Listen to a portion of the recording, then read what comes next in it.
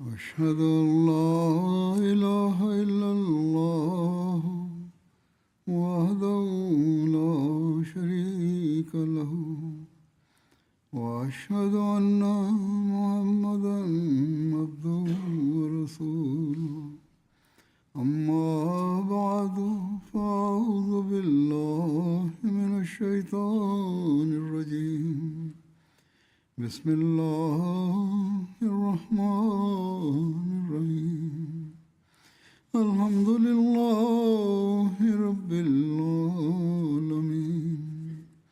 الرحمن الرحيم مالك يوم الدين إياك نعبد وإياك نستعين اهدنا الصراط المستقيم صراط الذين أنعمت عليهم غير المغضوب عليهم ولا الضالين.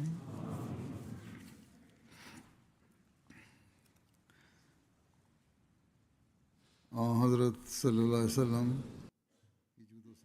Сегодня я представлю вашему вниманию повествование, касающееся щедрости и великодушия святого пророка, мир ему и благословения Аллаха. В одном из повествований, переданным со слов Хазрата Абу Саида Аль-Худри, да будет доволен им Аллах, сообщается, что несколько человек из числа ансаров обратились с просьбой к посланнику Аллаха, мир ему и благословения Аллаха. Он отделил их. Затем они снова попросили его, и он снова отделил их. Они вновь обратились к нему с просьбой, и он опять отделил их, пока наконец не иссякло все, что у него было. Тогда он, мир ему и благословение Аллаха, сказал: «Какое бы богатство ни оказалось в моих руках, я никогда не стану утаивать его от вас. Однако того, кто стремится воздерживаться от просьб, Всевышний Аллах убережет от них». Вместе с этим он дал им наставление касательно обращения с просьбами. Того, кто желает обрести независимость от мирских благ, Всевышний Аллах наделит достатком. Того же, кто, превозмогая себя, станет проявлять терпение, Всевышний Аллах наделит терпением. И никому не было даровано благо более обширного и лучшего, чем терпение. В определенных трудностях, страданиях и нуждах проявление терпения является обязательным. Всевышний Аллах непременно дарует за это свою награду. Хазрат Ибн Умар, да будет доволен им Аллах, передает: «Мы находились в пути вместе с пророком, мир ему и благословение Аллаха. Я ехал верхом на молодом и строптивом верблюде, который принадлежал моему отцу, Хазрату Умару. Этот верблюд не слушался меня и вырывался вперед, обгоняя остальных людей. Хазрат Умар прикрикивал на него, то есть строго удерживал его, окликал и заставлял отступить назад. Возможно, он похлопывал его или как-то припугивал, словом, использовал любой обычный способ управления верблюдами, чтобы тот отходил назад. Однако затем верблюд снова вырвался вперед, обгоняя верховых животных, остальных людей. А Хазрат Умар опять прикрикивал на него и осаживал назад. Это делалось из глубокого почтения, чтобы ни одно верховое животное и ни один всадник не смели опередить святого пророка, мир ему и благословение Аллаха. Хазрат Умар не мог допустить, чтобы кто-то ехал впереди него. Увидев это, пророк, мир ему и благословение Аллаха, обратился к Хазрату Умару с просьбой: «Продай мне этого верблюда». Тот ответил: «О посланник Аллаха, он и так принадлежит тебе». Но посланник Аллаха, мир ему и благословение Аллаха, повторил: «Продай его мне». В итоге Хазрат Умар продал его пророку Аллаха, мир ему и благословение Аллаха. Тогда пророк Аллаха, мир ему и благословение Аллаха, сказал: «О Абдуллах бин Умар, теперь этот верблюд твой, поступай с ним, как пожелаешь». Это поистине удивительный и прекрасный способ преподнесения подарка. Этим поступком святой пророк продемонстрировал и ясно дал им понять: верблюд – это всего лишь животное, и нет никакого греха или предосудительности в том, что он так вырывается вперед. Теперь же, когда этот верблюд подарен мной, даже если он и вырывается вперед среди остальных всадников, люди лишь скажут, что это тот самый верблюд, которого подарил святой пророк, мир ему и благословение Аллаха, и который теперь идет впереди. Хазрат Джабир бин Абдуллах передает: «Я находился вместе с пророком, мир ему и благословение Аллаха, в одном из военных походов. Мой верблюд стал идти медленно и сильно устал. Из-за его усталости я отстал от остальных. В этот момент пророк Аллаха, мир ему и благословение Аллаха, подъехал ко мне и позвал: «О, Джабир!» Я ответил: «Да, о посланник Аллаха». Он спросил: «Как твои дела?» Я сказал: «Мой верблюд стал плестись и совсем выбился из сил, поэтому я и отстал». Тогда пророк спустился со своего верхового животного и стал подгонять моего верблюда своей плеткой. После этого он сказал: «Садись верхом». Я сел и заметил, что верблюд стал бежать так быстро, что начал обгонять даже самого посланника Аллаха, мир ему и благословение Аллаха, так что мне пришлось его сдерживать. Затем пророк Аллаха, мир ему и благословение Аллаха, спросил меня: «Женился ли ты?» Я ответил: «Да». После этого он сказал: «Послушай, ты уже вот-вот доберешься до своего дома. Когда прибудешь, поступай благоразумно и осмотрительно. В семье должно быть доброе отношение». Далее он спросил: «Продашь ли ты мне этого своего верблюда?» Я ответил: «Да», и он купил у меня за одну укию 119-122 грамм серебра. Затем посланник Аллаха, мир ему и благословение Аллаха, прибыл в Медину раньше меня, а я добрался только на следующее утро. Когда я подошел к мечети, то застал его у самых дверей мечети. Он спросил: «Ты только сейчас прибыл?» Я ответил: «Да». Он, мир ему и благословение Аллаха, сказал: «Оставь своего верблюда, зайди в мечеть и соверши молитву в 2 раката». Я вошел внутрь и совершил молитву. После этого пророк обратился к Хазрату Билялу: «Взвесь и отдай ему одну укию серебра». Хазрат Билял взвесил и отдал ее мне, причем склонил чашу весов, то есть дал немного больше положенного. Затем я повернулся и пошел обратно, но пророк Аллаха, мир ему и благословение Аллаха, велел: «Позовите мне Джабира». В глубине души я подумал: сейчас он вернет мне моего верблюда, а для меня не было ничего более нежелательного, чем этот возврат, ведь он уже купил его. Однако пророк Аллаха, мир ему и благословение Аллаха, сказал: «Забирай своего верблюда, и его стоимость также остается тебе». В другом повествовании также сообщается, что Хазрат Джабир рассказывал: «После этого я проходил мимо одного иудея, и когда поведал ему обо всем случившемся, тот пришел в крайнее изумление и воскликнул: „Неужели он и стоимость тебе вернул, и самого верблюда тебе отдал?“ Я ответил: „Да, именно так все и было“. Передатчик добавляет, что этот подарок, преподнесенный пророком, мир ему и благословение Аллаха, был наделен таким благословенным баракатом, что этот верблюд остался жив на протяжении всей эпохи пророчества, а также во времена правления Хазрата Абу Бакра и Хазрата Умара, да будет доволен ими Аллах. Это было результатом личного примера пророка Аллаха, мир ему и благословение Аллаха, его воспитания и его святой духовной силы, которая оказывала влияние на всех сподвижников. Это влияние испытывала на себе и Хазрат Хадиджа, да будет доволен ею Аллах, и именно поэтому она без малейшего страха перед бедностью или нуждой верила все свое богатство в его руки. Так сообщается, что однажды посланник Аллаха, мир ему и благословение Аллаха, пришел к Хазрат Хадидже, будучи чем-то глубоко обеспокоенным. Хазрат Хадиджа спросила его: «Что случилось?» Он ответил: «Наступили времена засухи и голода. Мне неловко перед тобой, ведь если я стану расходовать средства, то твое богатство иссякнет, а если же я не буду расходовать их, то я страшусь Аллаха». Тогда Хазрат Хадиджа созвала курайшитов, среди которых был и Хазрат Абу Бакр Сиддик. Хазрат Абу Бакр рассказывает: «Хадиджа стала доставать динары и складывать их в кучу, и этих денег оказалось так много, что из-за огромного обилия богатства я даже не видел, кто сидит передо мной». После этого Хазрат Хадиджа произнесла: «Будьте свидетелями, все это богатство отныне принадлежит святому пророку, мир ему и благословение Аллаха. Если он пожелает, пусть расходует его, а если пожелает, пусть оставит себе». Она отдала все это, дабы развеять его беспокойство, без колебаний предоставив ему полную свободу расходовать эти средства. Хазрат Умар бин Аль-Хаттаб передает, что один человек пришел к посланнику Аллаха, мир ему и благословение Аллаха, и попросил у него помощи.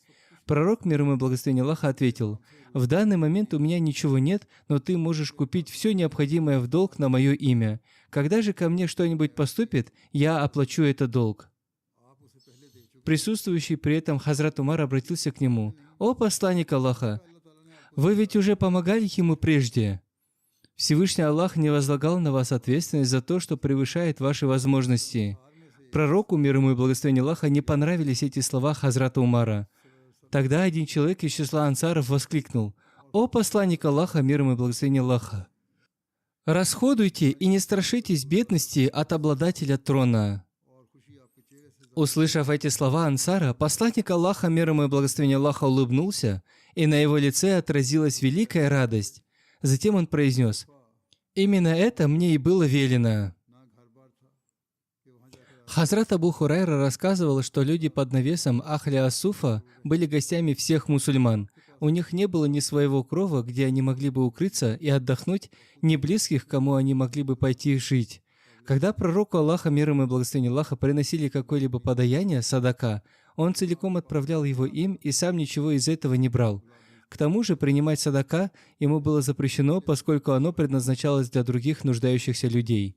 Если же пророку Аллаха приносили какой-нибудь дар, хадия, он звал к себе людей под навесом, вкушал из этого дара сам и обязательно делился им с ними. Какими же высокими были стандарты пророка Аллаха не только в щедрости и великодушии, но также в сострадании и воспитании. В одном из повествований на эту тему Хазрат Абу Хурайра рассказывает, что как-то раз один бедуин пришел к пророку Аллаха, мир ему и благословение Аллаха, и попросил помочь ему в его нужде. Передатчик этого хадиса Икримы отмечает: «Я полагаю, что тот человек пришел просить помощи в выплате выкупа за кровь дия». Посланник Аллаха, мир ему и благословение Аллаха, отделил его чем-то, а затем спросил: «Хорошо ли я поступил с тобой?» На это бедуин ответил: «Нет, ты не поступил со мной хорошо». Некоторые из мусульман разгневались и уже были готовы броситься на него, чтобы наказать, но посланник Аллаха, мир ему и благословение Аллаха, знаком руки остановил их. Затем пророк, мир ему и благословение Аллаха, поднялся, проследовал к себе домой и пригласил этого бедуина войти. Он сказал ему: «Ты пришел к нам и попросил у нас помощи, и мы отделили тебя, однако ты высказал то, что высказал. Ты ведь понимаешь, что твои слова означали, будто я обошелся с тобой несправедливо». После этого посланник Аллаха дал ему из домашних запасов еще больше. Затем он, мир ему и благословение Аллаха, спросил: «Хорошо ли я поступил с тобой теперь?» Бедуин ответил: «Да.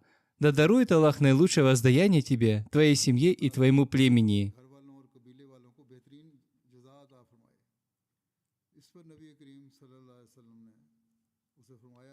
Тогда пророк, мир ему и благословение Аллаха, сказал ему: «Когда ты пришел к нам и попросил помощи, мы отделили тебя, но ты без раздумий высказал то, что было у тебя на уме. Из-за этого в сердцах моих сподвижников затаилась обида и гнев на тебя. Поэтому, когда ты сейчас выйдешь к ним, повтори при них то же самое, что сказал мне только что, дабы из их сердец ушло то, что в них накопилось, то есть его признание, что пророк поступил справедливо». Передатчик сообщает, что когда этот бедуин вышел к людям, посланник Аллаха, мир ему и благословение Аллаха, обратился к сподвижникам: «Этот ваш товарищ приходил к нам и просил помощи, и мы отделили его, но он высказал то, что было у него на уме. Затем мы пригласили его и дали ему еще больше, и теперь он утверждает, что остался доволен. Так ли это?» Бедуин ответил: «Да, это так, и пусть Аллах дарует благое воздаяние тебе, твоей семье и твоему племени».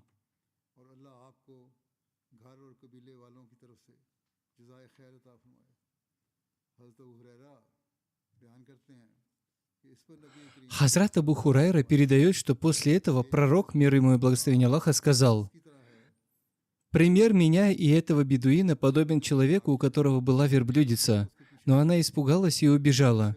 Люди принялись бежать за ней, из-за чего она испугалась и побежала еще быстрее. Тогда хозяин верблюдицы обратился к ним: «Оставьте меня и мою верблюдицу в покое, ведь я обращаюсь с ней мягче и лучше, знаю ее нрав и то, как ее поймать. Если вы станете бежать за ней, она испугается еще сильнее». После этого хозяин сам направился к ней, взял немного травы в руку и стал подзывать ее к себе, пока она сама не подошла к нему. Тогда он закрепил на ней седло и сел верхом. Она подходит, когда видит перед собой траву, а как только приближается, на нее надевают седло. Затем пророк Аллаха продолжил: «Если бы я тогда послушал вас, когда вы призывали проявить к нему строгость из-за его резких слов, и если бы я позволил вам сурово обойтись с ним, он непременно вошел бы в огонь. Однако я спас его, и теперь он ушел довольным». Таковы были его удивительные манеры дарения. Он ведь специально привел его к себе домой и отделил оттуда.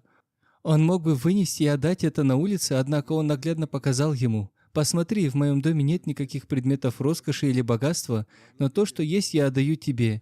И это принесло полное утешение сердцу бедуина. Хазрат Раби бин Муавиз бин Афра передает: Мой отец Муавиз бин Афра отправил меня к посланнику Аллаха, мир ему и благословение Аллаха, с одним са, 2,5 килограмма свежих фиников, поверх которых лежали маленькие огурцы. Пророк очень любил огурцы. В это самое время посланнику Аллаха, мир ему и благословение Аллаха, как раз доставили драгоценные украшения из Бахрейна, и он, набрав полную пригоршню этих украшений, отделил ими меня. В другом повествовании сообщается, посланник Аллаха, мир ему и благословение Аллаха, дал мне полную ладонь украшений или золота, а затем ласково произнес: «Носи это». Вот пример того, как прекрасно он умел отвечать добром на добро. Взамен обычных фиников и огурцов он одарил ее золотыми украшениями.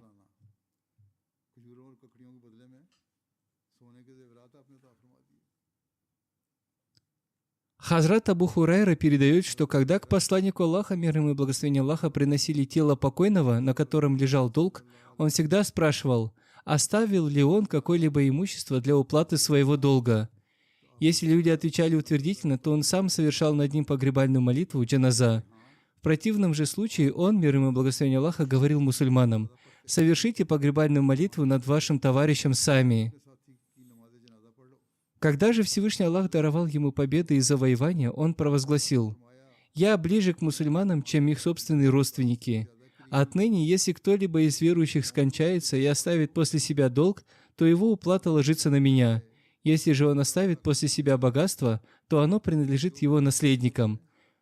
То есть, если остался долг, я уплачу его сам, но если покойный оставил имущество в наследство, то оно полностью переходит его наследникам». Абдуллах аль-Хаузани рассказывает: «Я встретился с Хазратом Билялом, который был муадзином посланника Аллаха, мир ему и благословение Аллаха, в городе Алеппо, и попросил его: «О, Билял, расскажи мне, как велись расходы посланника Аллаха, мир ему и благословение Аллаха». Он ответил: «У самого пророка ничего из этого не было. Именно я занимался всеми этими делами по его поручению. С того самого момента, как Всевышний Аллах возложил на него пророческую миссию, и я присягнул ему, я вел эти дела вплоть до самой кончины посланника Аллаха, мир ему и благословение Аллаха». Когда к нему приходил какой-нибудь мусульманин, и пророк видел, что у того нет приличной одежды, он приказывал мне позаботиться о нем. Тогда я шел, брал в долг средства, покупал для этого человека накидку, одевал его и кормил. Так продолжалось до тех пор, пока меня не встретил один человек из числа многобожников, который сказал: «О, Билял, у меня в достатке и богатства, и товаров, поэтому отныне бери взаймы только у меня». После этого я стал поступать именно так.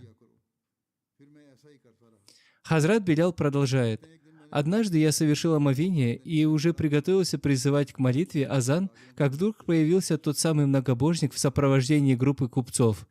Увидев меня, он крикнул: «О, Эфиоп!» Я отозвался: «Я здесь!» Он посмотрел на меня с крайним отвращением и обратился ко мне с грубыми словами, спросив: «Знаешь ли ты, сколько дней осталось до конца месяца?» То есть до истечения срока договора о займе, согласно которому долг следовало вернуть к определенной дате или в течение месяца. Хазрат Билял рассказывает: «Я ответил, что этот срок уже совсем близок, я помню о нем». Тогда он жестко заявил: «До назначенного срока выплаты осталось всего 4 дня. Как только эти 4 дня закончатся, я схвачу тебя за этот долг и насильно верну тебя в прежнее состояние, и ты снова будешь пасти овец и коз, как делал это раньше». Он говорит: «И тогда мое сердце сжалось от той глубокой тревоги и печали, которая обычно охватывает людей в подобных обстоятельствах. На него нахлынуло тяжелое волнение». Далее он сказал: «Когда я завершил молитву Иша, посланник Аллаха, мир ему и благословение Аллаха, вернулся к своей семье. Я попросил разрешения войти и поздней ночью пришел к нему. Я обратился к нему: «О посланник Аллаха, пусть мои отец и мать станут выкупом за тебя. Тот самый многобожник, у которого я брал взаймы, высказал мне такие-то и такие-то угрозы. Сейчас у тебя нет средств, чтобы уплатить этот долг за меня, ведь до этого ты велел мне покупать одежду и еду для каждого нуждающегося, и я брал все это в долг. Теперь же ни у тебя, ни у меня ничего нет, а этот человек собирается жестоко опозорить и унизить меня. Позволь же мне уйти к какому-нибудь из племен, которые уже приняли ислам, и оставаться там до тех пор, пока Всевышний Аллах не дарует своему посланнику, мир ему и благословение Аллаха, средства, чтобы рассчитаться с моим долгом.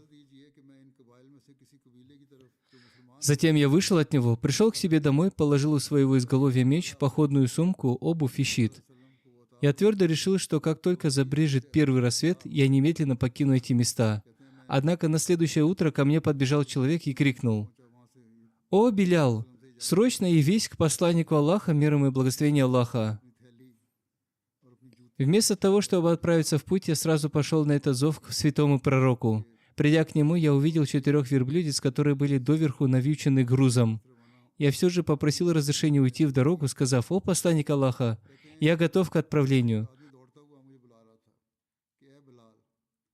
Но посланник Аллаха, мир ему и благословение Аллаха, ласково ответил мне: «Радуйся, Всевышний Аллах уже даровал все необходимое для уплаты твоего долга». Затем он спросил: «Разве ты не видишь этих 4 навьюченных верблюдец?» Я ответил: «Конечно, вижу». Тогда он произнес: «И сами эти верблюдицы, и все, что навьючено на них, отныне принадлежит тебе. На них одежда и продовольствие, которые прислал мне в подарок правитель Фадака. Забирай их и полностью оплати свой долг». Хазрат Билял продолжает: «Я так и сделал», а затем направился к мечети, где в это время находился посланник Аллаха, мир ему и благословение Аллаха. Я поприветствовал его миром, и он спросил меня: «Как обстоят дела с тем долгом, что лежал на тебе?» Я ответил: «О, посланник Аллаха, Всевышний Аллах полностью оплатил все, что числилось за тобой, и больше не осталось ни одного неоплаченного долга». Тогда он, мир ему и благословение Аллаха, спросил: «Осталось ли что-нибудь из этого имущества?» Я ответил: «Да, осталось». Пророк произнес: «Послушай, избавь же меня от этого остатка, то есть поскорее раздай все это беднякам. Я не вернусь к своей семье до тех пор, пока ты не освободишь меня от этого груза». Когда посланник Аллаха, мир ему и благословение Аллаха, совершил ночную молитву Иша, он подозвал меня и спросил: «Что ты сделал с тем, о чем я просил тебя?» То есть с тем остатком имущества, который велел распределить. Я ответил: «К нам больше никто не приходил, чтобы забрать его, поэтому оно все еще лежит у меня». Услышав это, посланник Аллаха, мир ему и благословение Аллаха, остался на ночь прямо в мечети, сказав: «В таком случае я тоже не пойду домой, а останусь здесь». На следующий день, когда он снова совершил ночную молитву, он опять позвал меня и спросил: «Как продвигаются твои дела с тем имуществом?» Я ответил: «О, посланник Аллаха, Всевышний Аллах наконец избавил тебя от него». Услышав, что все имущество полностью роздано, пророк возвеличил Аллаха и вознес ему хвалу из-за сильного страха, что его может настигнуть кончина в тот момент, когда у него дома все еще будут оставаться мирские блага. Хазрат Билял добавляет: «После этого я последовал за ним. Он обошел своих благословенных супруг, поприветствовал каждую из них миром, а затем пришел в те покои, где должен был провести эту ночь». Хазрат Сумбуля передает: «Я прибыла к посланнику Аллаха, мир ему и благословение Аллаха, чтобы преподнести ему подарок, однако благословенные супруги пророка отказались принять его, сказав: „Мы не принимаем подарки“. Затем пришел сам посланник Аллаха, мир ему и благословение Аллаха, и велел: «Примите подарок Сумбули, ведь она из числа жителей нашей сельской местности, а мы из числа жителей ее города». После этого он принял ее подарок и наделил ее такой-то и такой-то долиной. То есть он не просто принял этот скромный дар, но и пожаловал ей взамен целую долину. Как уже упоминалось ранее, пророк обладал удивительной щедростью и в ответ даже на самый малый подарок всегда одаривал человека безгранично. Хазрат Ибн Умар передает, что пророк, мир ему и благословение Аллаха, повелел наделить Хазрата Зубайра участком земли в качестве надела икта везде, куда только сможет доскакать его конь. Он сказал ему: «Пусти своего коня, вскачь, и вся та земля, где он остановится, станет твоей». После побед и завоеваний в распоряжении мусульман появились весьма обширные территории. Хазрат Зубайр пустил своего коня вскачь, и тот бежал до тех пор, пока сам не остановился в одном месте. Когда конь встал, Хазрат Зубайр пожелал получить еще немного земли и забросил вперед плеть, которая была у него в руке. Плеть улетела довольно далеко. Увидев это, пророк, мир ему и благословение Аллаха, распорядился: «Наделите его землей вплоть до тех границ, куда долетела его плеть». То есть ему отдали весь этот участок земли, включая и то расстояние, на которое он забросил свою конскую плеть. Хазрат Джубайр бин Мутим, да будет доволен им Аллах, передает, что однажды он шел вместе с посланником Аллаха, мир ему и благословение Аллаха, и с ними были другие люди. Это произошло в то время, когда пророк возвращался после битвы при Хунайне. В пути к нему стали приставать некоторые бедуины и настойчиво просить о помощи. Они так сильно стеснили его, что ему пришлось отступить к заросшему колючкому дереву акации, из-за чего его накидка запуталась в ветвях. Посланник Аллаха, мир ему и благословение Аллаха, остановился. В некоторых повествованиях также сообщается, что когда накидка зацепилась, они принялись тянуть ее, из-за чего на его шее даже остались следы. Тогда пророк Аллаха сказал: «Верните мне мою накидку.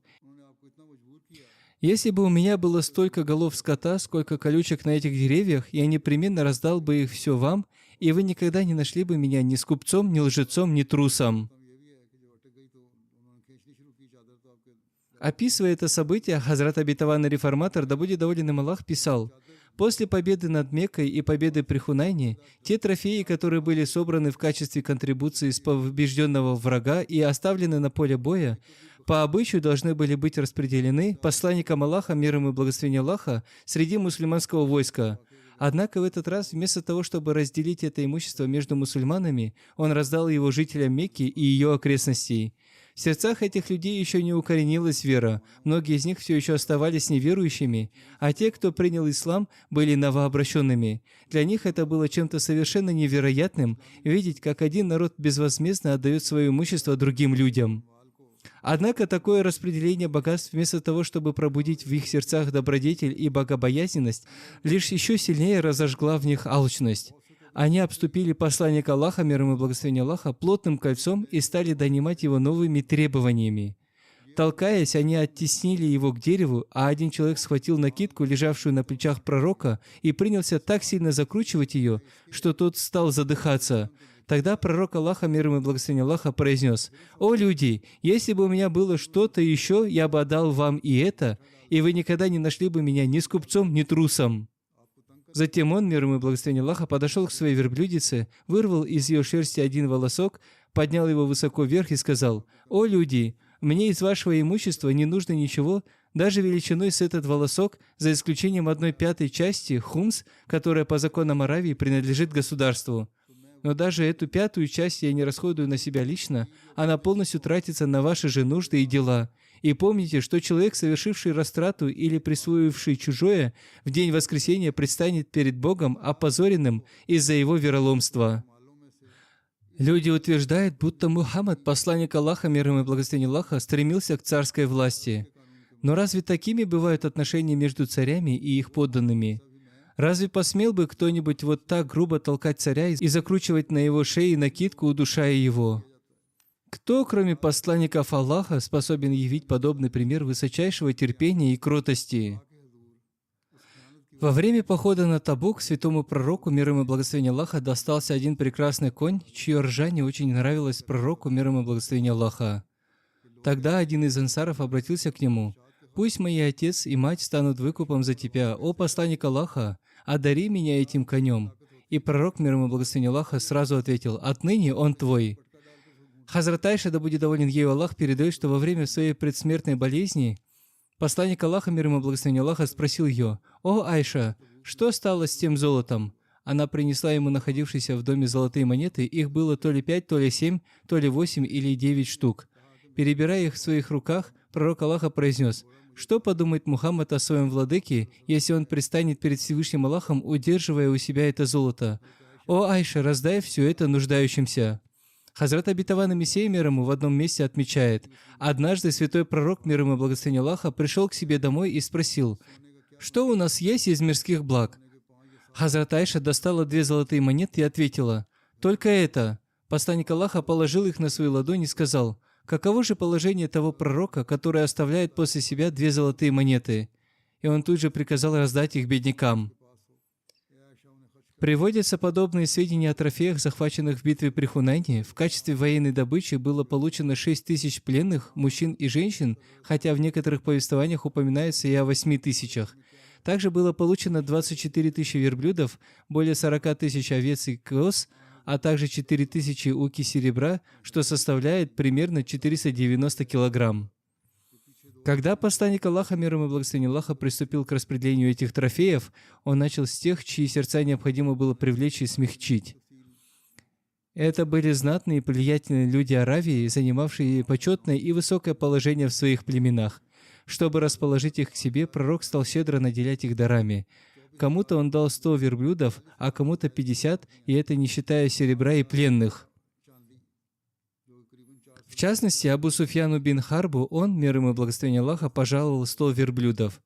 Когда Абу Суфьян предстал перед посланником Аллаха, мир ему и благословение Аллаха, и увидел перед ним огромную кучу серебра, он воскликнул: «О посланник Аллаха, ты стал самым богатым человеком среди курайшитов».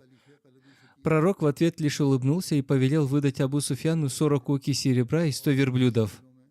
Тогда Абу Суфьян попросил: «Одари также и моего сына Язида».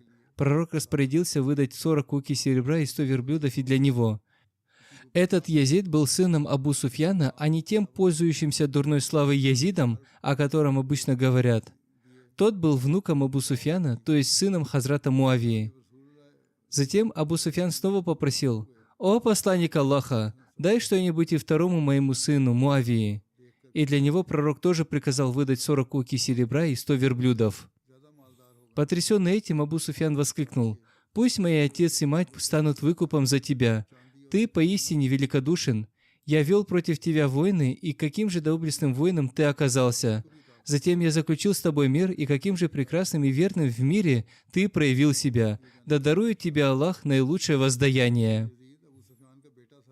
В числе тех, кто удостоился великих даров пророка, мир ему и благословение Аллаха, был и один из предводителей Мекки, Сафван бин Умайя. Это был тот самый Сафван, у которого пророк одолжил кольчуги и оружие для битвы при Хунайне.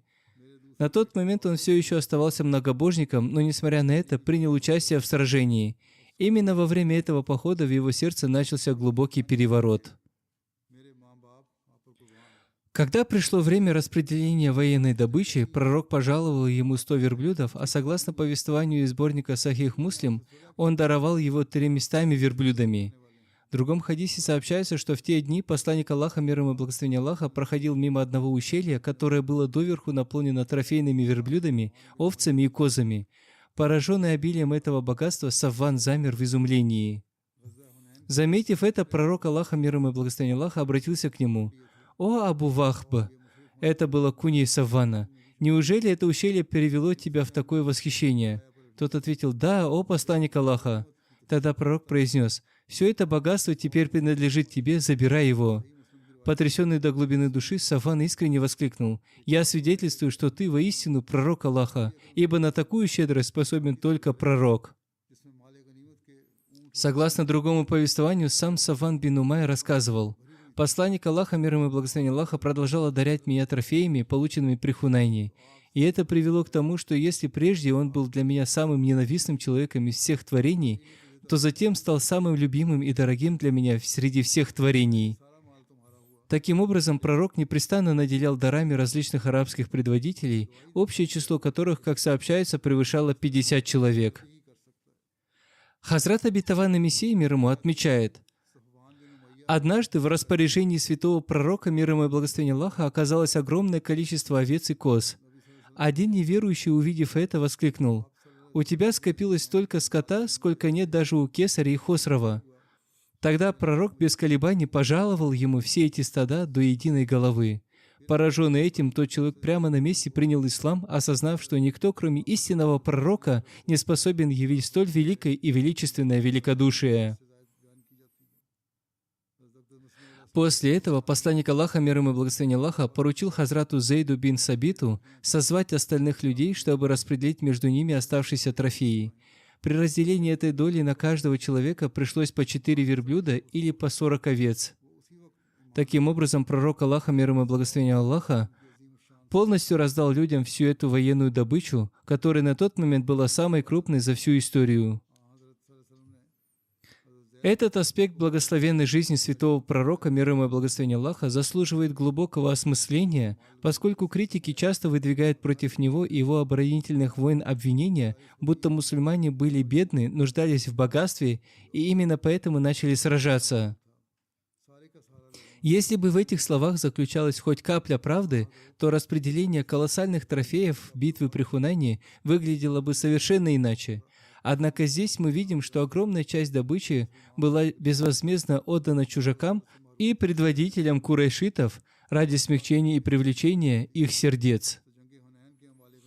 Более того, согласно некоторым повествованиям, вообще все это колоссальное богатство было роздано другим людям. Безусловно, в этом решении крылись и иные глубокие мудрости, однако весь мир наглядно убедился, пророк не оставил себе лично абсолютно ничего. Он не выделил из этих трофеев ничего или выделил крайне мало даже своим самым преданным, готовым пожертвовать жизнью и верным сподвижникам, ансарам Медины. Также сообщается, что в день битвы при Хунайне к пророку пришла одна женщина и зачитала несколько стихотворных строк, в которых напомнила о днях его младенчества, когда он находился на грудном вскармливании в племени Хавазин. Растроганный этим, пророк вернул племени Хавазин все их имущество и, кроме того, щедро отделил этих людей. Стоимость всего, что он им пожаловал, впоследствии была оценена в 500 тысяч дирхамов. Ибн Дихья отмечает, это вершина и предел великодушия. О подобной щедрости никто и никогда прежде не слышал. Когда представители племени Хавазин прибыли к посланнику Аллаха, мир ему и благословение Аллаха, уже в качестве мусульман и обратились с просьбой вернуть им их имущество и пленных, посланник Аллаха, мир ему и благословение Аллаха, встал и обратился к ним. «Правдивое слово является самым любимым для меня.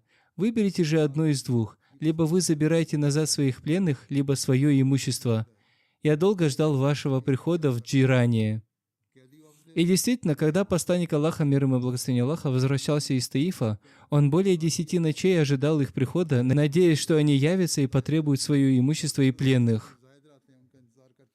Когда же они ясно осознали, что посланник Аллаха, мир ему и благословение Аллаха, вернет им только что-то одно из двух, они ответили: «В таком случае мы выбираем возвращение наших пленных». Тогда посланник Аллаха, мир ему и благословение Аллаха, встал перед мусульманами, вознес хвалу Аллаху, который он достоин, и произнес: «Ваши братья пришли к нам, принеся искреннее покаяние, и я посчитал правильным вернуть им их пленных. Кто из вас готов вернуть их безвозмездно, от всего сердца, пусть сделает это. Тот же, кто желает сохранить за собой право на свою долю, пусть все равно вернет пленного сейчас, а мы обязуемся полностью возместить ему эту долю позже из тех трофеев, которыми нас наделит Аллах». Люди дружно воскликнули: «Ради посланника Аллаха, мир ему и благословение Аллаха, мы с великой радостью отдаем этих пленных просто так, нам не нужно никакого возмещения». Однако посланник Аллаха, мир ему и благословение Аллаха, возразил: «Мы не можем знать наверняка, кто из вас выразил согласие добровольно, а кто нет. Расходитесь по своим шатрам, и пусть ваши старейшины и предводители лично представят нам ваше окончательное решение». После этого люди разошлись. В этом решении пророк проявил высочайшую осмотрительность, пожелав, чтобы каждый подтвердил свое согласие через глав родов. Главы племен переговорили со своими людьми, а затем вернулись к посланнику Аллаха, мир ему и благословение Аллаха, и подтвердили, что абсолютно все согласились уступить пленных добровольно и с чистым сердцем. Таким образом, посланник Аллаха, мир ему и благословение Аллаха, без какого-либо выкупа освободил пленных племени Хавазин. Более того, он не просто отпустил их на свободу, но и одарил каждого из них новой одеждой. Для закупки этой одежды пророк специально отправил одного из сподвижников в Мекку, строго наказав ему: «Ни один освобожденный человек не должен уйти отсюда неодетым». Хазрат Анас бин Малик передает, что в день битвы при Хунайне люди подходили к посланнику Аллаха, мир ему и благословение Аллаха, и попросили о помощи. Он без удержу раздавал им своих овец, коз и верблюдов, пока у него самого ничего не осталось. Затем посланник Аллаха обратился к ним: «Чего же вы хотите? Неужели вы хотите, чтобы я проявил скупость? Клянусь Аллахом, я не являюсь ни скупцом, ни трусом, ни лжецом». С этой точки зрения мы также видим, что щедрость и великодушие пророка, мир ему и благословение Аллаха, никогда не были неуместными или безрассудными. Нет никаких сомнений в том, что он всегда одаривал просящих и никогда не отвечал им отказом, однако порой посланник Аллаха, мир ему и благословение Аллаха, мудро удерживал некоторых людей от прошения, и в этом крылось множество глубоких мудростей. Например, однажды пророк распределял средства и щедро одаривал людей, но при этом намеренно обделил одного человека, ничего ему не дав. Хазрат Саад бин Абу Вакас рассказывает: Тот обделенный человек нравился мне гораздо больше всех тех, кому пророк давал имущество. Я искренне желал, чтобы эту долю получил именно он, а не другие люди. Поэтому я обратился к пророку. «О посланник Аллаха, почему ты обошел стороной такого-то человека? Клянусь Аллахом, я считаю его истинным верующим мумином». Посланник Аллаха, мир ему и благословение Аллаха, мягко поправил его, сказав, «Или просто мусульманином, муслимом». Хазрат Саад продолжает. «После этого я некоторое время молчал, однако мои глубокие знания о благочестии этого человека вновь побудили меня высказаться. Я повторил свои слова. «О посланник Аллаха, почему ты оставил такого-то без удела? Клянусь Аллахом, я считаю его верующим». Пророк снова ответил, «Или мусульманином». Затем сильное убеждение в праведности этого человека опять заставило меня повторить свою просьбу, и посланник Аллаха, мир ему и благословение Аллаха, дал точно такой же ответ. После этого пророк пояснил, «О Саад, поистине я одариваю материальными благами одного человека, дабы Всевышний Аллах не вверг его в огонь, хотя другой человек, которого я оставлю без даров, гораздо милее и ближе моему сердцу».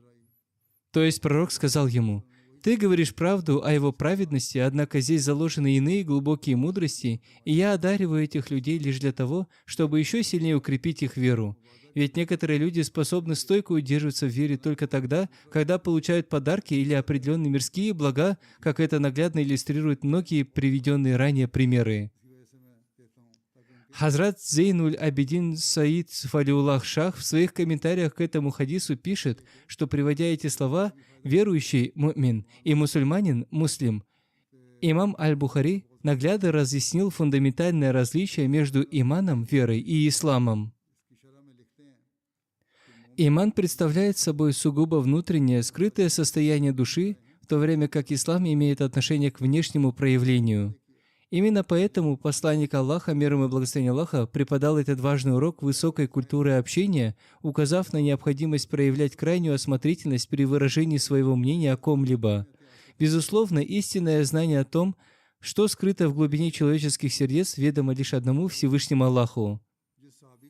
Тот сподвижник, которого пророк Аллаха посчитал нужным обделить в тот момент, когда Хазрат Джуаль бин Сурака, искренний и преданный мухаджир, посланник Аллаха, мир ему и благословение Аллаха, тоже очень любил его.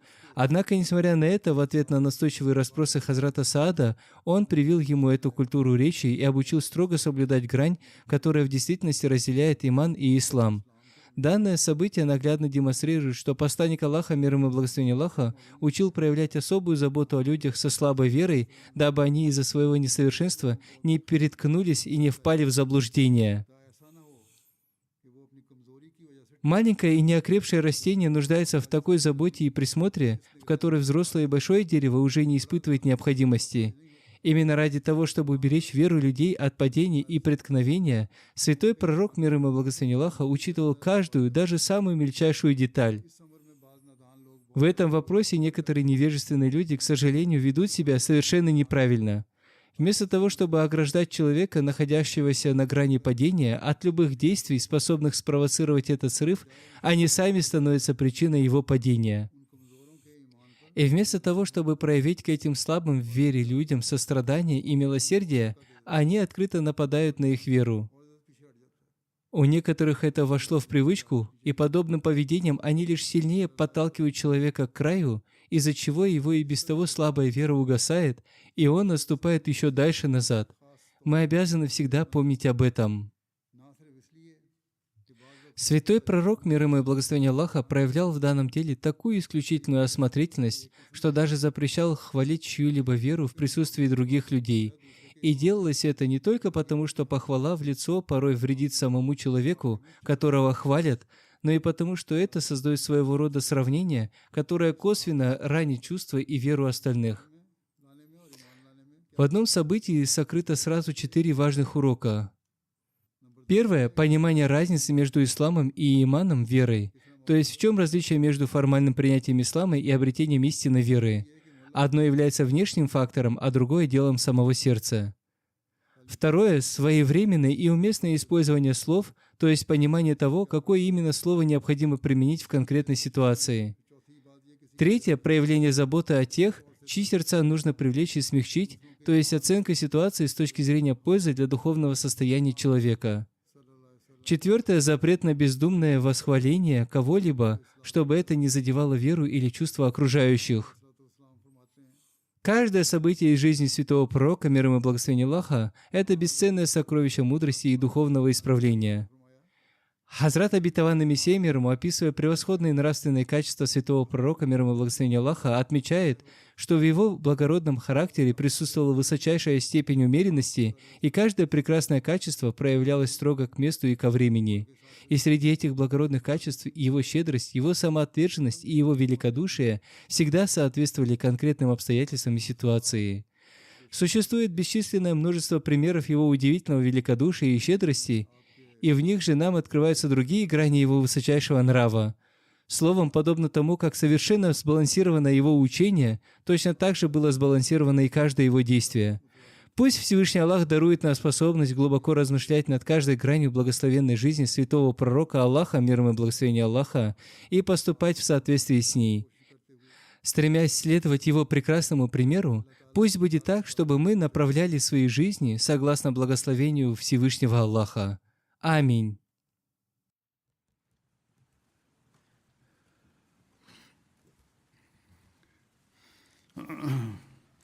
Alhamdulillah, alhamdulillah, nahmaduhu wa nasta'inuhu wa nastaghfiruhu wa nu'minu bihi wa natawakkalu alayhi wa na'udhu billahi min shururi anfusina wa min sayyiati a'malina.